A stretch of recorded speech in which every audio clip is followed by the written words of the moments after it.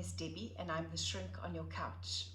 In this very brief video, I just want to chat quickly about commitment, purpose, and willpower, and give you a strategy for dealing with social situations where you might feel quite compulsive, or you might feel a lot of urges to partake of whatever treats and snacks are attacking you from all angles. I wrote an article a couple of days ago which tells the story about a Sunday morning ritual that I've implemented with my eldest daughter. She's 6 years old and she's having a little bit of struggles integrating into her new school. And and I sometimes feel like a very busy mother that doesn't always have as much time for her as I would love to. And so I've dedicated Sunday mornings to really special bonding time with her. And part of that is that we've started baking together on a weekly basis. And we use that time to connect and chat about the week and and just gently bring up things that are troubling her. But nonetheless, we make these pancakes and these waffles, but 3 weeks of this in, and I've never had one. I've never had a pancake. I've never had a waffle. And I just thought about this on Sunday, and it doesn't worry me in the slightest.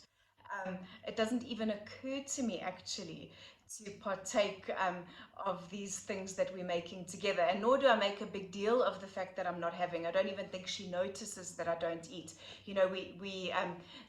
We serve her sister, we serve her father. This past weekend we gave to all our staff on our property, but I just don't have it. And I thought about why I don't, and it's not, I'm not fastidious, I'm not food police, as the lingo goes. I generally do take quite a moderate stance post-surgery, having reached goal weight and being several years out. But at the moment, I am committed to getting back to my lowest post-surgery weight. It's just a little project that I'm on. I'm about 5-6 pounds from that, but I just believe that as a discipline, it's really worthwhile to reset that. Even if it is a bit low for me, just to get back to that weight, to see that number on the scale, and then maybe moderate again from there. And I'm committed to this. So what we're committed to, truly on the level of decision, not emotion, will guide our choices. And I speak a lot about this in all of my programs, my Bariatric Mind Masters, my Back on Track, in most of my writing that I do for people who struggle with regain and compulsive eating, all of that. The idea that we can't rely on willpower and all of that. Those things are emotions, they come and go, but we can rely on what we do with our minds and the power of decision to choose how we're going to progress and proceed on a daily basis. So I've made a commitment to myself that I'm going to see that lowest weight. And until I do, I am not eating sugar and I'm not eating grains. I'm committed to that. Therefore, it doesn't occur to me to have pancakes and waffles with my daughter on a Sunday morning. That was the one thing around commitment. The next thing was around purpose.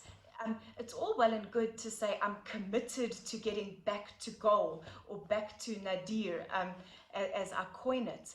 But sometimes that commitment lags or wanes or seems less important if we lose sight of why we're doing that. And I see this a lot with people who start out quite motivated, energized, and buoyant, and then kind of, you know, later in the week or later in the month say, it's not really that important, or I'll start again next week, or, we'll have cheese and wine today and we'll start again on Monday.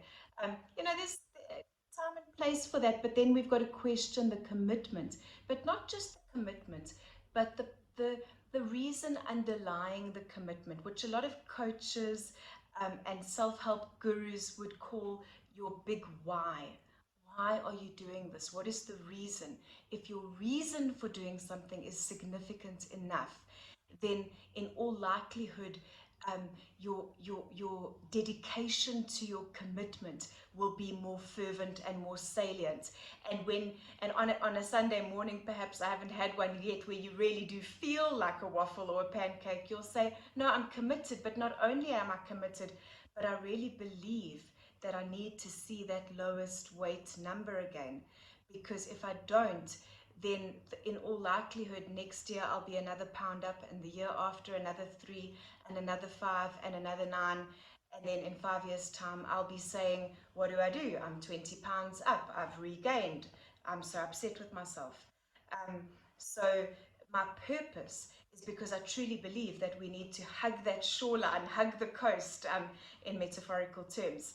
So that's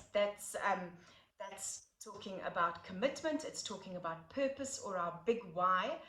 And then I also thought about willpower, and not willpower in the classic sense, in terms of white knuckling it and holding on for dear life. I won't eat a pancake. I won't eat a pancake.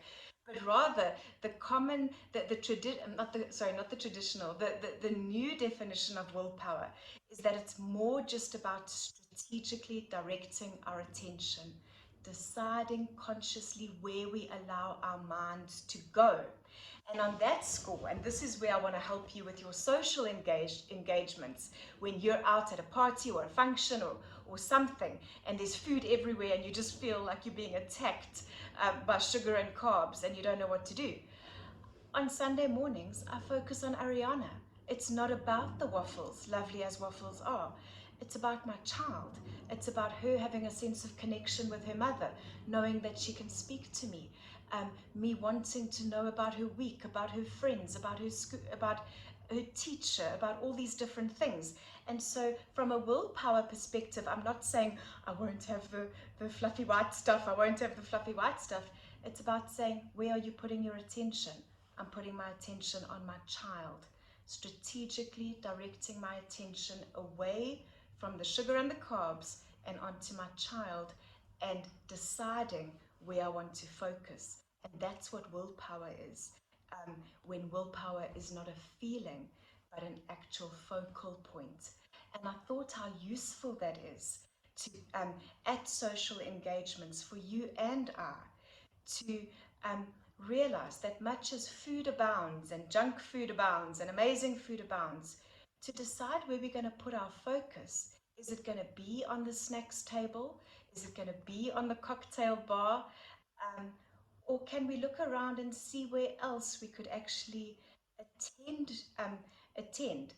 Um, Friends we haven't connected with in ages, people who maybe look like they could use some company, um, somebody who might need some help with something, um, and maybe to lift that function um, away from food and eating and onto socializing, merriment, human connection, human interaction, networking if there's business opportunity. But just to say, hold on a second, it doesn't have to be this way. I don't have to be compulsive and obsessed with food. I can steer my mind, I can take charge, and I can do this differently. So that's just an 8.5 minutes chat, and I hope it's useful and given you something to think about. My name is Debbie. I'm the shrink on your couch. I help bariatric patients conquer emotional and compulsive eating so that they can be assured of their long-term bariatric success and not be overcome by fears of regain and failure.